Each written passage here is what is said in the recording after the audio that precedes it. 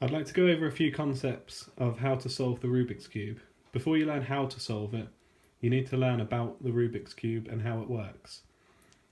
So the first thing you need to know is that most people solve on the white side first. And it helps to know that the white is always opposite yellow, and that red is always opposite orange, and that blue is always opposite green. When you're solving, if you know which colours are opposite which, then it can help you reduce your times. And if you know that red is next to green, then it's orange, then it's blue. But that's a little bit more advanced. The most important thing is that you know which ones are opposites. Okay, the next thing to bear in mind is that the centre colour of each face never moves, so that dictates which colour it is. So this will always be the white side. This will always be the orange side. This will always be the green side, and so on. Okay, so first, with a scrambled cube, you need to make a cross on the white side if you're solving on white first, which is how I do it. And also, if you want to start getting quicker at solving, then you want to solve it on the bottom. So you have the yellow side face up. Then after you've completed the cross, then you'll fill in the corners.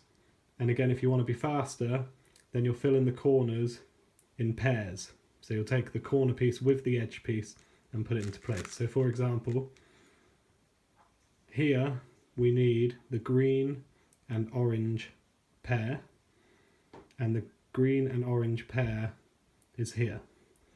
So you just lift up its slot, put it into place, and put it down.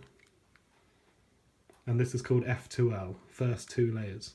So the beginner's method would be either solving the cross on the top or the bottom. Usually it's on the top if you're doing the true beginner's method, but it's better if you can learn to do it on the bottom even if you are still doing beginner's method. And you would put in the corner first and then put in the edge piece. So if we take out the corner and edge piece, you would do something like, you would need to put in this corner first, the blue and orange corner. So you would open up the slot and put it in here, and then put it down, and then you still need the edge piece, which is here. So you line it up with its colour, and because it's orange, you move it away from orange to make the pair, and then you put the pair in. So you're still putting them in pairs. It's just for the beginner's method, it's easier to think of putting in the corner first and then matching it up with the edge piece separately and putting that in. Whereas F2L is where you match together the corners and edge piece up at the top before you put them in. You can either do this intuitively, which is how I do it, or using F2L. So an intuitive way would be, for example, if we've got the pair that we want to make here and here, then you line it up. You line the edge piece up with its colour, so blue and blue, and it's orange. So you move it away from orange, move the corner piece on top of it so that you've made the pair, and then lift the pair back up. So you've made the pair here.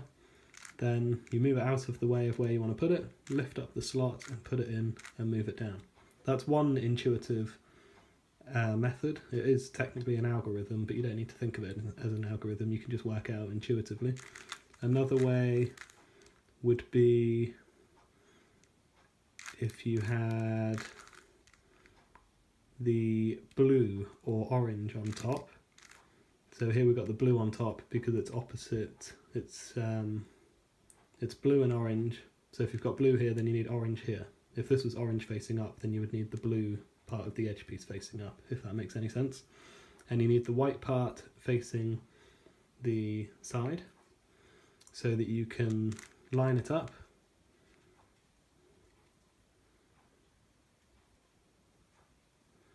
and then bring it around and put it straight in.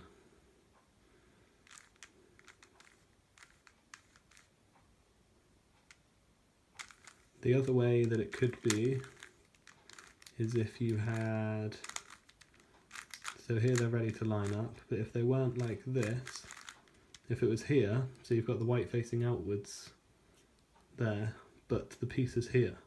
So it won't match up when you move it to there, and it won't match up like that because then you end up with white on top. So you need to move this around to here.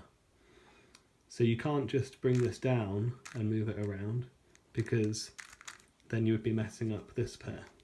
So you need to move this one around. So now you can move this down and you're not messing up your pairs. Then you move this around to here and then move this back up. And so now you've got your blue and orange piece here and your blue and orange piece here. So you can just line them up and put them straight in. Okay, so once you've made your cross and then done the corner pieces, bringing along the edge pieces with them, so the first two layers together, then you're just left with the yellow face, and this is where all the algorithms come into place. So if you're trying to get faster, then you want to use OLL and PLL. OLL is orientating the last layer, and PLL is permutating the last layer. So to orientate the last layer, first thing is there are a lot of algorithms to make this face yellow. So what you want to do is make all of these yellow face up. So we've only got two missing, so that needs to be pointing up there, and that one needs to be pointing up there. There's over 50 algorithms to do this, depending on how many you've already got. I don't know all of them. I use a two-look method, a two-stage method. So the first stage is to make a yellow cross, the same as I would have done with the white cross at the beginning. So to make a yellow cross, you do one of them to make a bar, and then you do another one to make a cross. If we hadn't had the L shape up here, and it had just been a dot, then we would have had to do that algorithm 3 times instead of twice. So it's the same algorithm, and it just depends how many times you need to do it depending on how much you've already got. So if you've just got just the centerpiece, then you need to do it 3 times. If you've got the L, then you'll do it twice. If you've got the bar, then you'll do it once.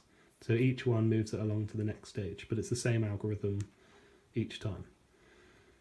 So now that we have the cross, this is where there's only 7 different possibilities.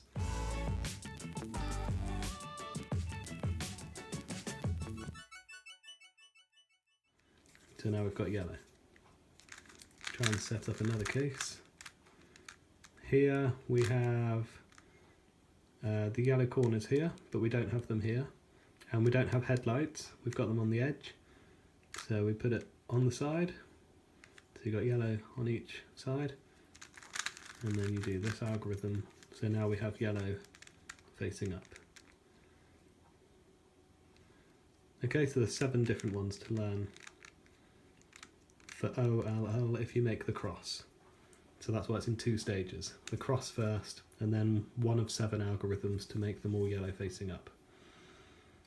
Now we need to do PLL, which is permutating the last layer. So we need all of these.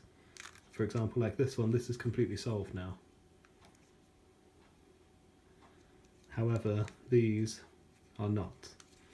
So again, you can do 2-look. So sometimes you will end up with headlights. These are still headlights, even though the center is also red. Headlights just mean that the corner pieces have the same color facing you, rather than on the edges.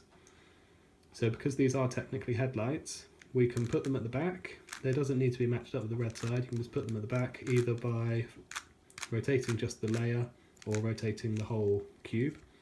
But either way, it needs to be so that the headlights are at the back. It's a lot quicker to just flick the layer with your finger than to do a cube rotation. You want to limit the amount of cube rotations you do. So, say for example the headlights are here on the side. I would just do that, and now they're on the back. And then I perform this algorithm. And now I have headlights here. This is a bar, which is going to be good.